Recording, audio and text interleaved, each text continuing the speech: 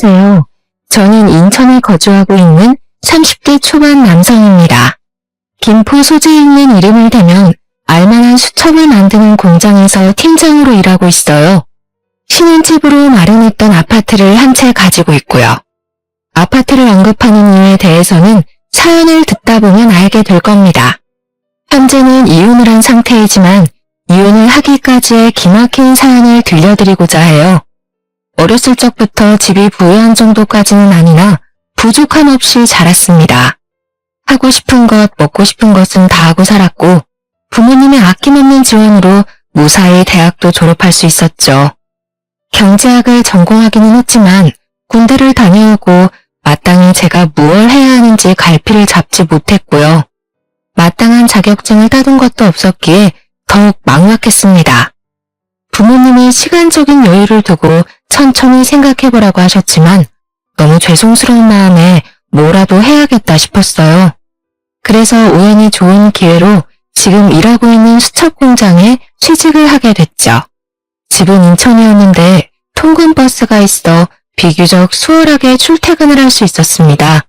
급여도 나쁘지 않았기에 마음먹고 공장에 출근을 하게 되었어요. 나름 인지도 있고 이름을 대면 알만한 업체여서 나름의 자부심도 느꼈죠. 일한 지 몇 개월 정도 됐을 때 같은 공장에서 일하던 여직원을 만나게 되었습니다. 그 직원은 신입 직원이었는데 제가 사수가 되어 옆에서 일을 알려줘야 했어요. 수수하게 생긴 외모에 싹싹한 성격까지 남자로서 반하지 않을 수 없었습니다. 자연스레 서로 연락처를 주고받게 됐고요. 그렇게 사수와 부사수 사이가 되었죠. 이지은 씨, 입사한 지 한 달이나 됐는데 그동안 도대체 뭘 배운 거야? 사수가 누구야?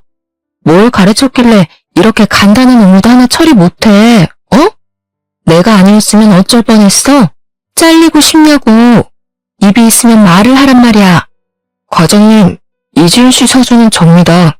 무슨 일인지는 모르겠지만 이제 막 한 달 된 직원이에요.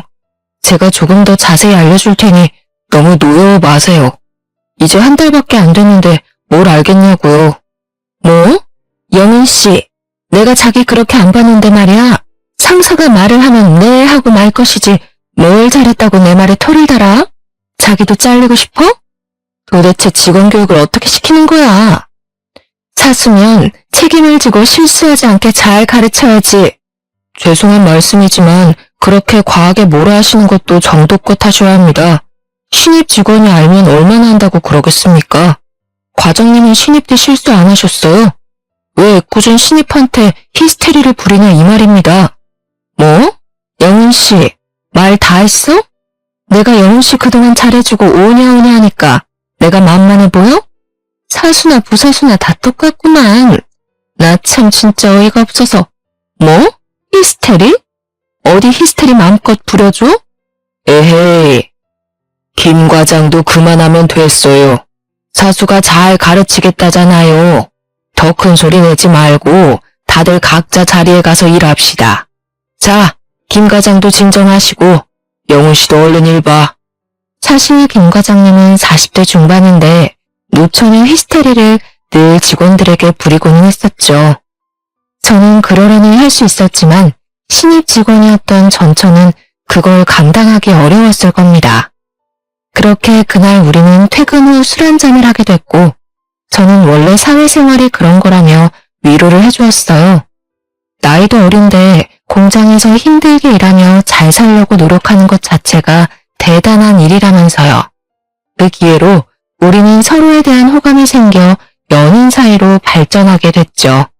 그렇게 2년 정도의 연애 후 우리는 자연스레 결혼에 대한 이야기를 하게 됐습니다. 서로 결혼할 나이가 됐고 벌이가 적당할 때 결혼을 하자는 뉘앙스를 풍겼기도 했고요. 사실 여자친구는 연애하는 기간 동안 짠순이 기질이 있었습니다. 저보다 3살 어렸는데 어린 나이에 경제활동을 하다 보니 아껴야 한다는 생각이 강한가 보다 했죠. 공장을 다니며 나가는 식비가 아깝다며 집에서 도시락을 싸와서 먹기도 했습니다. 데이트를 할 때에도 고급진 레스토랑보다는 순대국밥, 기사식당, 분식집을 더 좋아했고요. 한 번은 생일 선물로 조금 비싼 가방을 사주었는데 뭐하러 이런 거에 돈을 낭비하냐며 혼을 내기도 했어요. 또래보다 사치를 부리는 일은 없었고 평소 행동을 보아도 전혀 씀씀이가 해프거나 하지 않았기 때문이죠. 보통 아내 또래 여자들은 인터넷으로 선물 받은 명품을 자랑하거나 비싼 음식을 먹으러 가면 사진을 찍어 올려 자랑하고는 하는데 아내는 그런 게 없었어요. 물론 아내도 친구들과 어울려 놀기 좋아하는 여느 청춘의 20대였지만요. 자신이 카페에서 마시는 커피값을 아끼려고 공장 내 탕비실에 있는 믹스커피를 먹고요. 언젠가 한 번은 그러더라고요. 자기도 다른 여자들처럼 명품백 자랑하고 비싼 옷도 사입고 여행도 다니고 싶대요. 하지만 그럴 시간에 젊었을 때 조금이라도 돈을 더 벌어서 미래에 투자하고 싶다는 겁니다. 지금 벌 수 있을 때 바짝 벌고 나중에 마음대로 하고 싶은 거 좋아하는 거 하면서 살고 싶다고요. 나이 들어서 돈에 전전긍긍하며 사느니 그게 낫다고요. 남들이 보면 지질이 군상처럼 보이겠지만 여자친구를 사랑했기에 그 마음 하나로 결혼에 대한 결심을 굳혔습니다. 그리고는 양가 집에 인사를 드리러 가게 되었습니다. 아, 안녕하세요. 영은 씨와 교제 중인 이지은이라고 합니다. 잘 부탁드려요, 어머니. 아이고, 영훈이 드디어 네가 정신을 차린 모양이구나. 잘 됐네, 잘 됐어. 아가씨, 우리 영훈이 만나느라 고생이 많죠? 참하게도 생겼네. 그래, 저녁은 먹었어? 어서 와서 앉아요. 시장할 텐데 밥부터 먹자고. 직장 잘 다니게 해주셔서 감사하다고 기도한 게 엊그제 같은데 가정을 꾸리게 되다니. 너무 축하해, 아들. 우리 며느리도 앞으로 잘 지내보자꾸나. 결혼 준비하면서 부족한 게 있거든 언제든지 말하렴 도와줄 테니. 부모님은 제가 결혼을 하겠다고 말하니 입꼬리가 떨어질 줄 모르게 좋아하셨죠. 며칠 뒤 여자친구 집에도 인사를 가게 됐습니다. 마찬가지로 식사 후에 커피 한 잔을 하며 이야기를 나누었습니다. 여자친구 집에서는 예비 장인과 장모가 자기들은 여유가 되질 않는다며 많이 보태주지 못해서 미안하다고 하셨고요. 어차피 우리가 하는 결혼이라 양가 부모님들께 크게 손해 벌리고 싶지는 않았기에 문제가 될 건 없었습니다. 그러면서 저한테 집은 어디에 구할 거냐는 둥, 모아놓은 재산은 얼마냐는 둥 질문이 많으셨어요. 하나밖에 없는 딸을 시집 보내는데 당연히 궁금하시겠거니 하고 나름의 계획을 말씀드렸습니다. 우리 집도 여유 있는 형편은 아니었기에 우리들이 모은 돈으로 시작할 예정이라고 말했고요. 표정이 약간 어두워지는 듯 했으나 이내 알았다며 결혼 준비를 잘해보자고 하셨어요.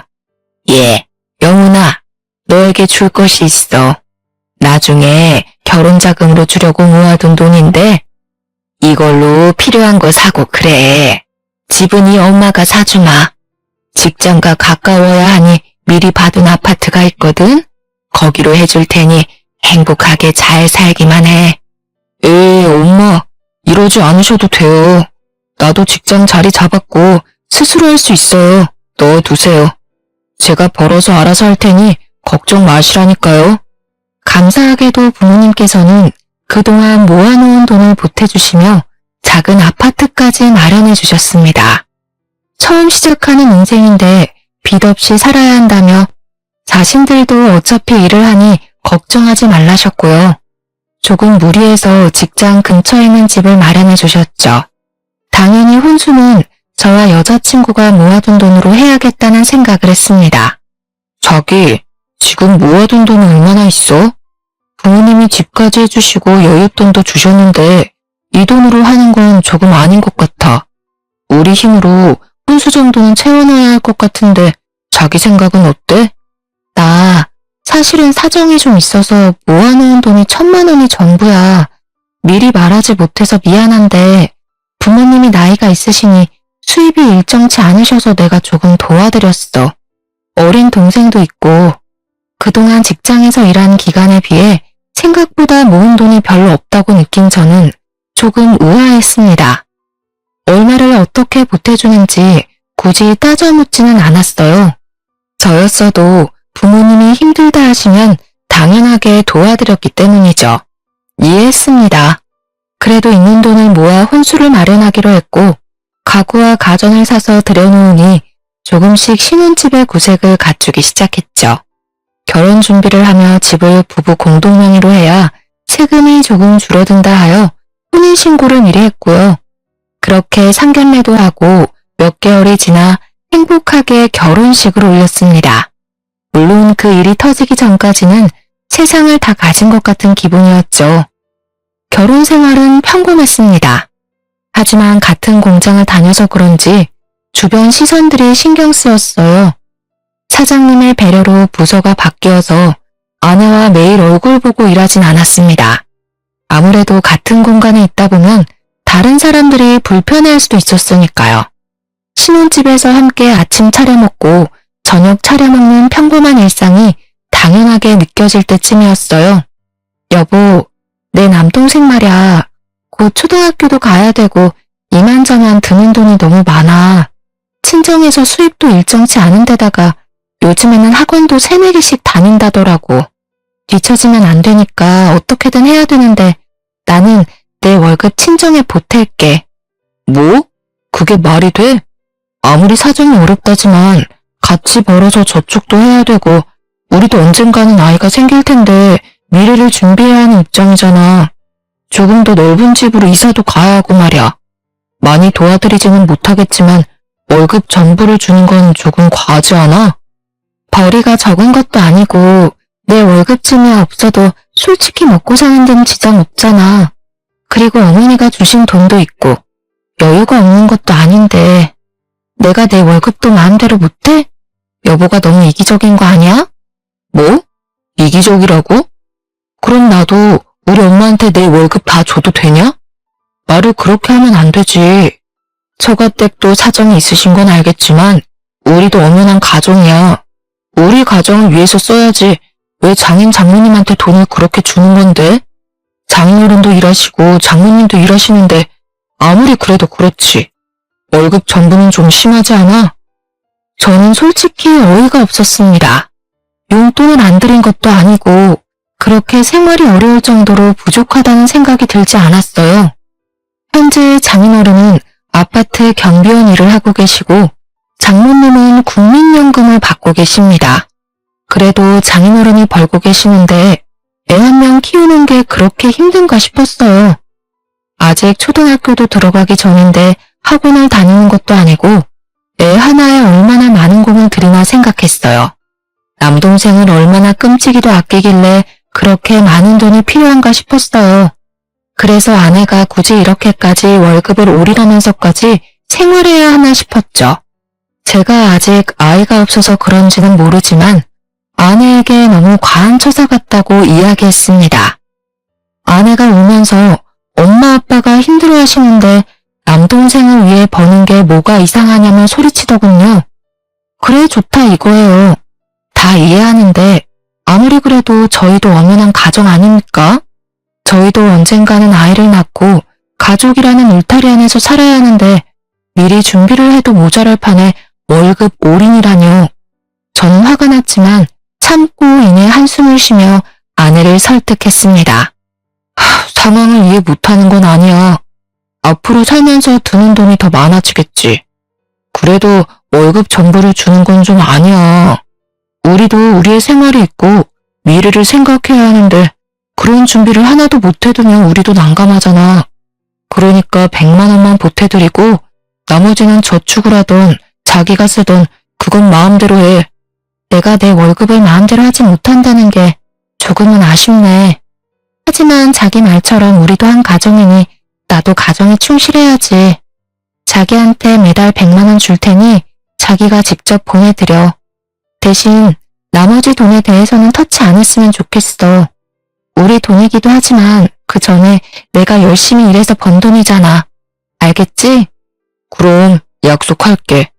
내가 조금은 더 버니까 생활하는 데 지장은 없을 거야. 나도 열심히 모으고 노력할 거야. 당신 월급에서 처가댁 100만 원 보내드리고 남은 돈은 자기 생활비로 써. 관리비라던가. 나머지는 내가 처리할 테니까. 그리고 아직 자기가 아이가 없어서 그러는데 아이 하나 키우려 해도 돈이 장난 아니야.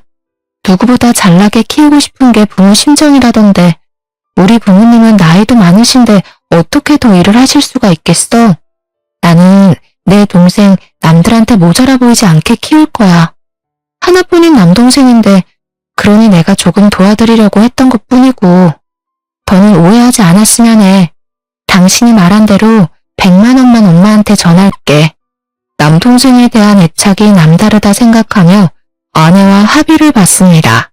결국 한 달 월급을 전부 드리지 않고 100만 원을 합의를 받고 매달 100만 원씩 장모님께 보내드렸습니다. 그래도 100만 원 이외에 생신 기념일 다 잊지 않고 더 드렸으면 더 드렸지 모자라게 드리진 않았던 것 같네요. 장모님은 제 얼굴을 볼 때마다 표정이 좋지 않으셨고 100만 원만 보내드리는 저도 마음이 좋진 않았어요. 그런데 장모님은 제가 한 달에 한 번씩 처갓댁 갈 때마다 장 봐야 된다, 계모임 가야 된다, 미용실 가야 된다면서 계속 저를 피하시는 겁니다. 사위 대접을 바라지는 않아도 제가 갈 때마다 없는 약속을 만드셔서 막상 가면 바쁜 장인어른을 대신해 어린 처남을 봐주고 오기 일쑤였어요. 저도 사람인지라 내심 서운했죠. 한편으로는 드리는 돈을 줄여서 그런가 싶어서 마음이 조금 불편하기도 했습니다. 장모님이 너한테 많이 서운하신가? 맨날 오면 얼굴은 통 뵙지도 못하고 왜 나를 피하시는 느낌이 드는 거지? 엄마가? 에이, 여보가 착각한 거 아닐까? 엄마도 우리 왔다고 못해도 할 일이 많은가 봐. 여보도 생각해봐. 우리 엄마가 늦둥이 키우느라 얼마나 힘들면 우리 오자마자 미용실이랑 계모임이랑 가겠어. 그만큼 못하는 일이 많았다는 거 아니겠어? 애써 그래 좋게 좋게 생각하자. 나이 드신 장모님이 애 키우느라 바깥 생활하기 힘들어서 저랑 아내가 올 때만큼이라도 시간 내서 약속 만드는 거겠지 하며 좋게 생각하기로 했습니다. 그런데 문제의 그날에 제가 들어서는 안 될 말을 듣고야 말았습니다. 그때도 처갓댁을 방문했는데 아내가 집에 도착하자마자 장모님은 친구들이랑 약속이 있다며 급하게 나가셨어요. 알겠다고 바깥일 보고 오시라고 했죠. 아내와 함께 처남과 영화관 가서 영화도 보고 장난감도 사주고는 다시 처갓댁에 돌아왔습니다. 주말인데 운전을 해서 그런가 저녁 식사를 한 뒤 피곤해서 잠이 들어버렸어요. 그러나 자던 것도 잠시 수근수근거리는 소리에 잠에서 깨고 말았습니다. 거실에서 아이의 소리가 들렸고 아내와 장모님이 대화를 나누고 있었죠. 무슨 이야기인지 듣다가 저는 기절초풍하고 말았습니다.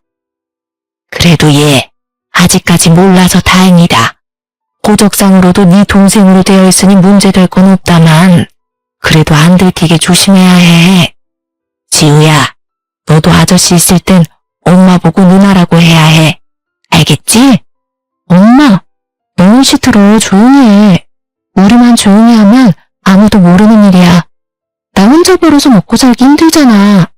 시부모님이 여윳돈도 챙겨주셨으니까 모자라면 적당한 핑계대서 돈 보태달라고 하면 될 거야. 걱정 마. 알았다. 그래도 졸부는 아니어도 부족한 것 같지는 않아 보여서 다행이네. 우리 지우 이제 돈 걱정 좀 줄겠다. 지우 너도 좋지? 누나가 돈 많이 벌어주니까. 지우야, 엄마가 항상 미안해. 지우가 엄마라고 부르고 싶어 하는 거 알아. 엄마랑 할머니랑 있을 때만 엄마라고 해야 해. 알겠지? 아저씨나 다른 할머니 할아버지 계시면 누나라고 꼭 부르고. 착하지 우리 지우? 아내는 나이 차이가 많이 나는 7살짜리 남동생이 알고 보니 동생이 아니라 지 자식이었던 거예요. 고등학생 때 일진 무리와 어울리다 사고를 쳤고 임신을 해서 낳은 아이가 어린 처남이었습니다. 아이의 아빠는 누군지 모르며 자기 자식인 걸 모르니 둘만 조용히 하면 되는 거라는 이야기를 하는 겁니다. 근데 아이가 다 듣고 있는데도 저런 말을 하는데 아이는 일말의 표정 변화도 없는 겁니다. 자기 엄마가 내 아내라는 걸 알면서도 아내의 아들은 지금껏 아내한테 단 한 번도 엄마라고 부르지도 못한 거였어요. 당연히 내 엄마인데 엄마한테 왜 누나라고 해야 하는지 어린 아이여서 이해가 안 될 텐데 말이에요. 그리고 엄마 말대로 부자는 아니지만 집안도 나쁘지 않아. 어차피 아파트까지 해주셨으니까 더 이상 돈 들어갈 데 없을 거 아니냐고. 내가 엄마한테 내 월급 그대로 주자고 했는데 절대 안 된다는 거야. 나중에 우리도 애 낳고 살려면 미리 준비해야 한다고. 그래서 100만 원만 보내게 된 거야. 어쩔 수 없었어. 그런데 난 우리 지우 좋은 학원 보내주고 좋은 거 입히고 하려면 돈이 더 필요해. 그러니까 아무 걱정 말고 돈 부족하면 이야기해. 알겠지? 알았다니까 그러네.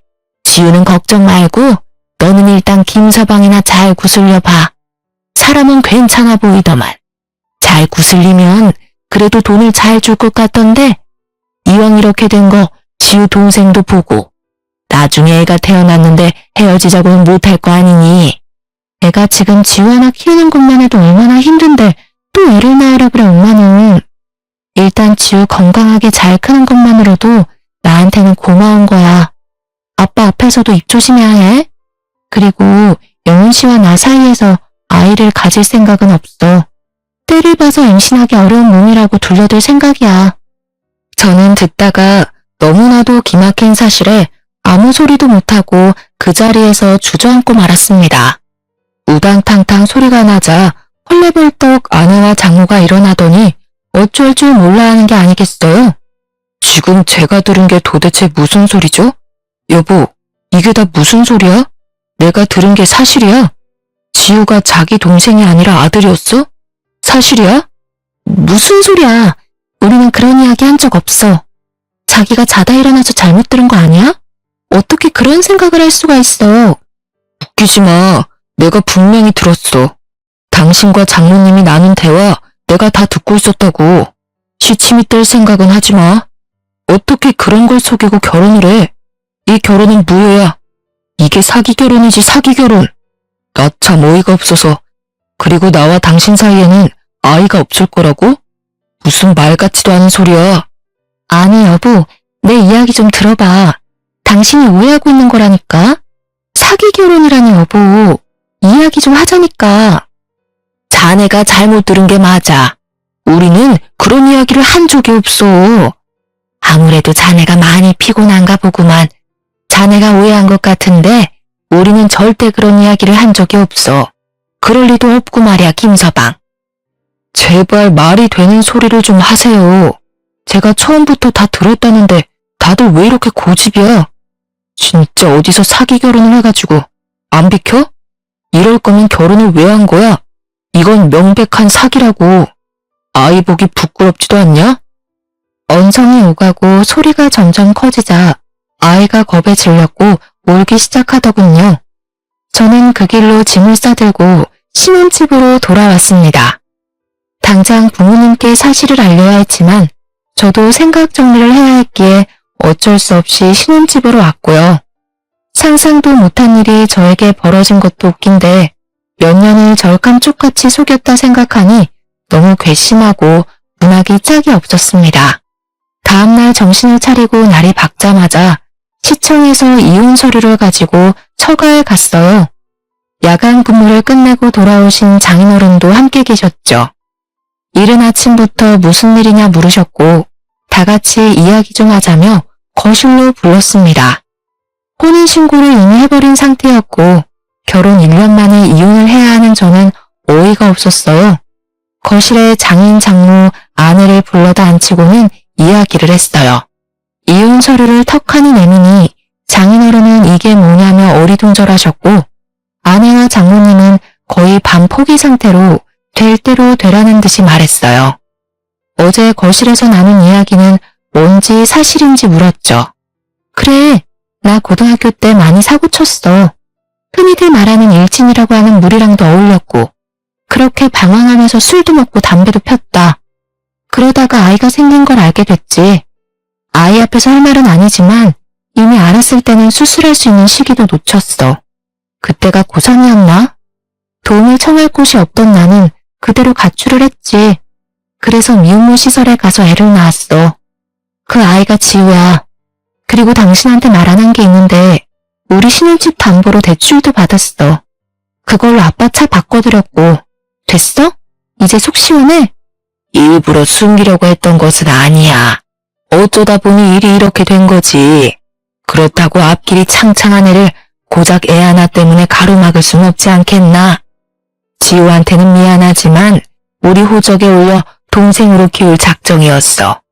문제될 건 하나도 없고 말고 호적 정리도 깨끗하고 그러니 자네가 이해를 좀 해주었으면 좋겠어. 알고 보니 아내는 거의 모든 것이 거짓말이었어요. 그리고 무엇보다 충격적인 건 결혼 준비를 하면서 부부 공동명의로 된 집을 담보로 3천만 원이라는 큰 돈을 대출을 받았다는 겁니다. 공동명의여서 대출이 가능했는지는 모르겠지만 제3금융권에서 대출받아 완전 고금리 이자로 해놓고 나 몰라라 하면서 달에 꼬박꼬박 장모님에게 100만 원씩 드린 거였어요. 그 돈 어디다 썼냐고 화를 냈더만 그 돈으로 장인어른 차 바꿔줬다는 겁니다. 이 말도 안 되는 상황에 너무나도 당당하고 태연한 그들의 모습을 보고 치가 떨렸습니다. 그래, 이왕 이렇게 된 거 더 말할게. 사실 우리 아빠 차 오래되긴 했어도 굳이 바꿀 정도는 아니었어. 근데 이제 딸내미 덕 좀 보고 살 때 되셨잖아. 나이도 있으시고. 그래서 아파트 출근하러 갈 때 더 좋은 차 쓰라고 10년 만에 차 바꿔드린 거야. 딸이 아버지 효도해드리겠다는데 그게 그렇게 이상해? 아니, 효도는 당신이 직접 번 돈으로 해야지. 왜 우리 엄마가 해준 아파트로 담보받은 거면서 왜 당신 마음대로 써버렸어? 최소한 양심이 있다면 상황 설명하고 상의라도 했어야 하는 거 아니야? 어차피 결혼한 마당에 공동명의니까 상관없지 않아? 당신은 장인한테 효도하는 게 그렇게 싫어? 그렇게 안 이꼽니? 대출 좀 받았다 쳐. 일하면서 갚아나가면 될 문제 가지고 그렇게 꼬투리를 잡아야겠어? 당신 원래 그렇게 쪼잔한 사람이야? 당신이랑은 무슨 말을 할 수가 없네. 장인어른은 이런 사실 다 알고 계셨어요?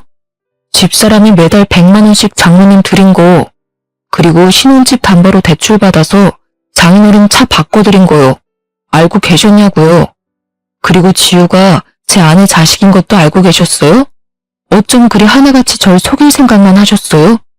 아니 이게 무슨 말인 거냐 도대체. 김서방, 난 정말 몰랐네. 몰랐다고. 그저 직장 다니면서 모은 돈으로 바꿔준 걸로 알고 있었네만. 지은아, 여보, 이게 다 무슨 일이야?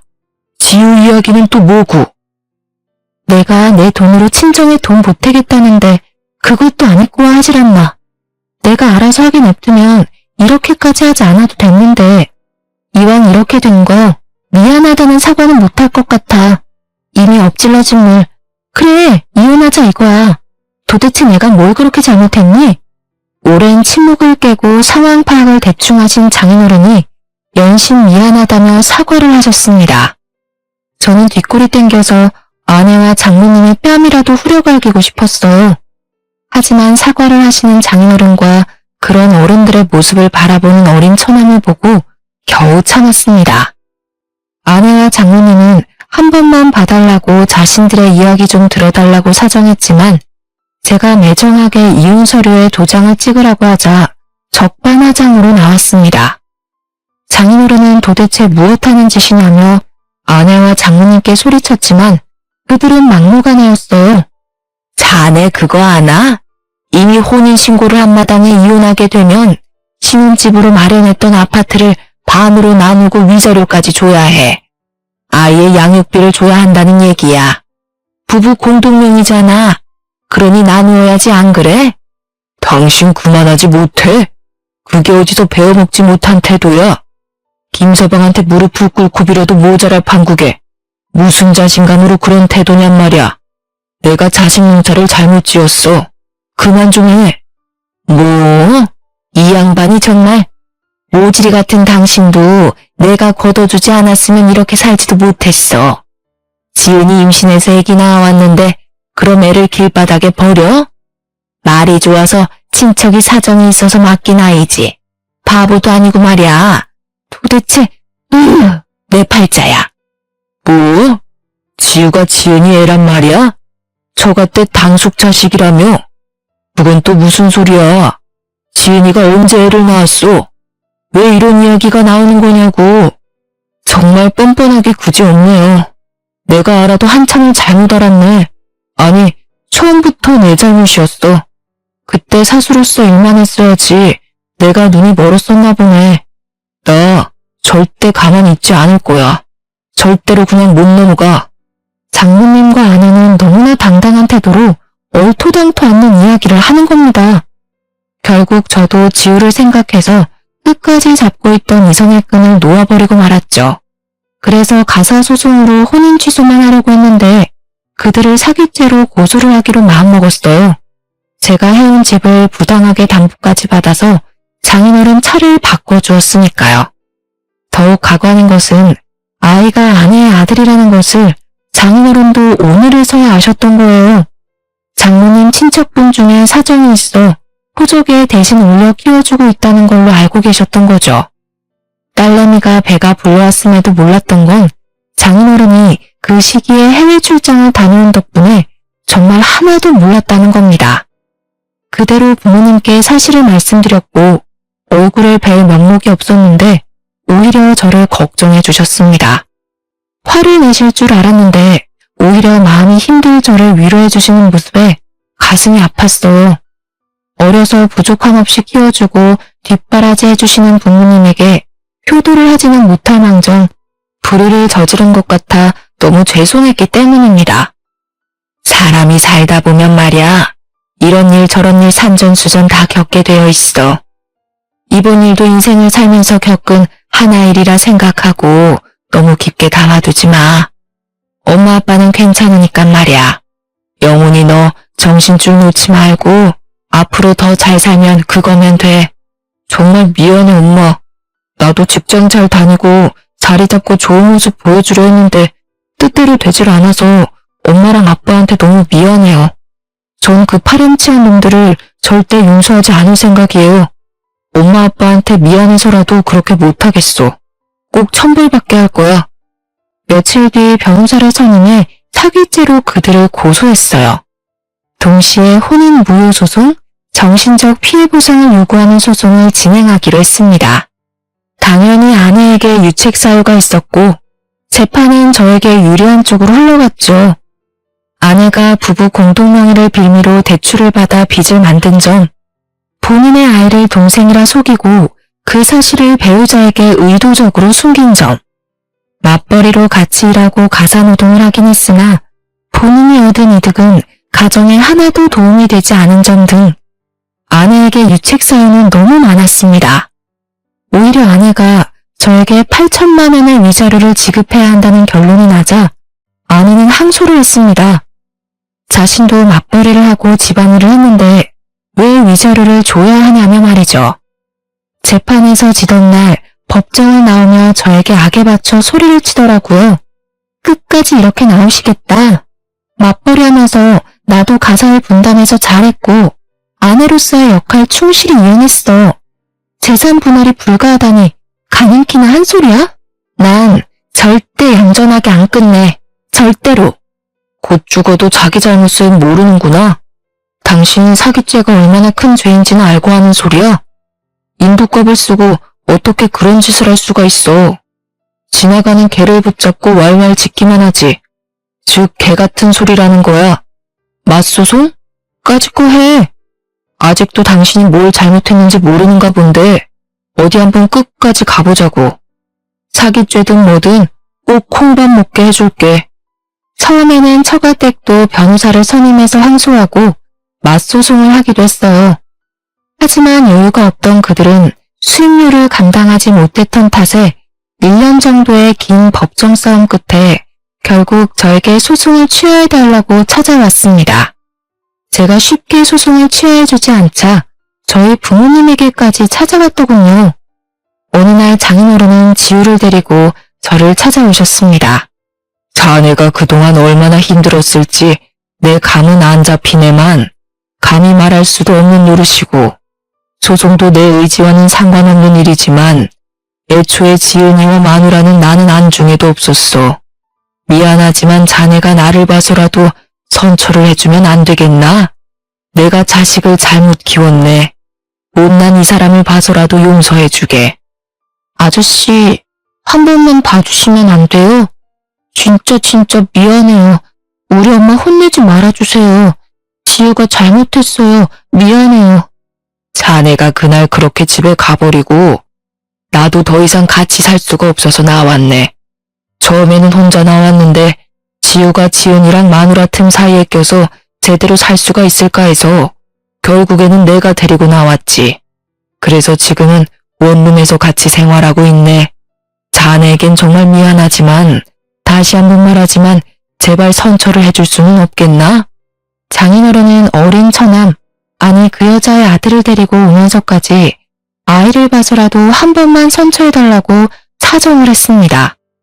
장인어른이 저지른 잘못도 아닌데 괜한 심술로 욕보이는 것 같아 죄송할 따름이었어요. 장인어른과 지우에게 식사를 대접해드리고는 집으로 돌려보냈습니다. 물론 그 와중에도 아내와 장모였던 사람은 얼굴도 안 보였지만요. 장인어른만 간간히 찾아오시며 미안하다는 말씀과 함께 직원들과 일하면서 마시라고 커피를 사주고 가실 뿐이었습니다. 솔직히 장인어른과 아이만 아니었으면 모조리 감옥에 보내버리고 싶은 심정이었죠. 저는 결혼 준비를 하며 쏟아부은 시간과 돈을 모두 받아내고자 했습니다. 저희 부모님이 힘들게 마련해주신 집과 그에 대한 노력의 대가들까지도요. 하지만 지후 그 어린아이가 신경이 많이 쓰였어요. 사실 제가 신경 쓸 이유는 없었지만 어른들 싸움에 저 아이가 무슨 죄가 있나 하고 가슴이 아팠습니다. 엄마를 엄마로 부르지도 못하고 억압받으며 자라왔을 저 불쌍하고 곱디고 온 아이를요. 앞으로 밝은 미래에서 활기차게 살아도 모자란데 더 이상 아이에게 상처를 주고 싶지 않았습니다. 그래서 원하는 대로 돈을 다 받고 싶었지만 적어도 아이는 먹고 살아야 했기에 위자료 3천만 원만 받는 조건으로 원만히 해결하기로 했고요. 그렇게 결론이 나니 짧지만 그동안의 일이 영화처럼 스쳐 지나가더라고요. 무엇을 위해 이렇게 살아왔나 싶을 정도로요. 물론 아직도 생각하면 굉장히 화가 나고 괘씸하기도 하지만요. 당신 앞으로는 아이를 봐서라도 이렇게 살면 안 돼. 아이가 당신만 보고 사는데 당신이 안 좋은 모습 보이면 아이가 어떻게 생각하겠어? 엄마를 엄마로 부르지도 못하게 하고 인간으로서 그게 할 수 있는 일이냐고. 나와는 사이가 이렇게 끝났지만 앞으로 지우를 위해서라도 잘 살아. 그리고 두 번 다시 내 눈앞에 띄지 마. 여보, 고마워. 당신에게는 정말 못할 짓을 했어. 앞으로는 우리 지우 봐서라도 내가 정말 열심히 살게. 선처해줘서 고마워. 앞으로 더는 연락할 일 없을 거야. 정말 미안했어. 건강하게 잘 지내. 자네가 어려운 결정을 해주어서 고맙네. 정말 고마워. 내가 자식, 마누라 관리를 잘못한 탓이 크네. 자네도 우리는 있고 이제 행복한 삶을 살길 바래. 그동안 미안했네. 그들은 연신 저에게 미안하고 고맙다며 인사를 하고 그 뒤로 연락이 끊겼죠. 그것이 저와 그들의 마지막이었습니다. 이혼하고 2년 정도밖에 지나지 않았지만 저는 그동안 안정을 되찾고 열심히 공장에서 근무했습니다. 일에 집중한 덕분에 올해는 팀장 자리까지 승진했고요. 신혼집으로 마련했던 아파트는 이혼한 뒤 급매로 곧장 팔아버렸고 돈은 다시 부모님께 드렸습니다. 나중에 저 말고 부모님을 위해 노후 자금으로 쓰시라고요. 그리고 저는 회사 근처 방 2개짜리 집을 얻어 살게 되었습니다. 당시 전처와 같이 신입 직원이었던 남자 직원은 대리로 승진했는데요. 가끔 전처와 연락을 주고 받는다고 합니다. 제가 묻지 않았는데도 어느 날 와서 점심 식사를 하고 커피 한 잔을 하는데 와서 이야기하더라고요. 팀장님, 지은씨 충청도 쪽으로 내려가서 자리 잡았나 봐요. 거기서 견과류 포장하는 공장이었던가? 다시 취직해서 일 시작했나 봐요. 아직 재혼을 하거나 그런 건 아닌 것 같더라고요. 박대리, 나한테 굳이 그 이야기를 하는 이유가 뭔지 모르겠어. 이미 그 여자와 나는 끝난 사이라 더는 그 여자에 대해 알고 싶지가 않은데 말이지. 계속 연락하고 지내나 본데 이거 하나는 분명하게 전해줘. 나 같은 사람이 생기면 내가 쫓아가서 그 남자 살려줄 거라고. 내가 두 눈 뜨고 살아있으니 나한테 했던 같은 실수는 반복하지 말라고. 에이, 김 팀장님도 참. 욕먹을 행동을 해서 그렇지 성격은 착했잖아요. 제가 팀장님께 괜한 말을 전해드린 것 같네요. 요즘은 이혼이 흠도 아니잖아요. 돌싱 몰라요, 돌싱? 그래도 근황은 알려드리고 싶었는데 제가 생각이 짧았어요. 죄송합니다. 그래, 박 대리도 여자 만날 때 조심하라고. 예쁘다고 반해서 덜컥 만나고 그러면 안 돼. 신중해야지. 그러다 내 꼴 난다니까. 이제 시덥지 않은 농담 따먹기 그만하고 어서 가서 일 봐. 아내였던 여자가 예쁘고 돈 아낄 줄 알고 검소해서 착한 여자인 줄 알았는데 결혼하고 뒤통수 맞은 게 2년이 지나도 생생하게 기억날 정도로 충격이 남아 있었습니다. 물론 같이 일하는 동료들에게는 아무렇지 않은 척 농담을 주고받기도 하지만요. 박대리 말처럼 요즘엔 이혼은 대수롭지 않은 일이니까요. 저는 지금 당장은 결혼 생각이 없지만 차라리 집안 환경을 모두 다 아는 결혼중개업체에 연락해서 결혼할 여자를 찾을까도 생각하고 있습니다. 물론 소개팅 회사에 연락하면 인위적인 만남이란 게 마음이 걸리지만 이렇게 사기꾼들이 판치는 세상에서 온전한 내 가정을 만들려면 어쩔 수가 없는 것 같거든요. 결혼이 필수도 아니고 지금은 제가 하는 일에 만족하며 살아가 보려고 해요. 사는 게 바쁘다는 이유로 혼자 여행도 못 해봤는데 올 여름에는 제주도로 한 달 살이도 할 예정이고요. 내년에는 부모님을 모시고 유럽 일주도 생각하고 있습니다. 평생 바쁘게 일하시고 저 뒷바라지 해주시느라 해외여행을 한 번도 안 가보셨거든요. 그 김에 저도 세상을 좀 더 돌아보고 싶네요. 그러면 마음의 여유가 조금은 생길 것 같습니다. 아, 그리고 여러분, 혹시 모르니 겉으로 예쁘다고 착하다고 속지 마세요. 겉과 속은 다르고 돌다리도 두드려보고 건너라는 옛말 하나도 틀리지 않더라고요. 여러분도 조심 또 조심하시기 바랍니다. 제 긴 사연을 읽어주셔서 감사드려요.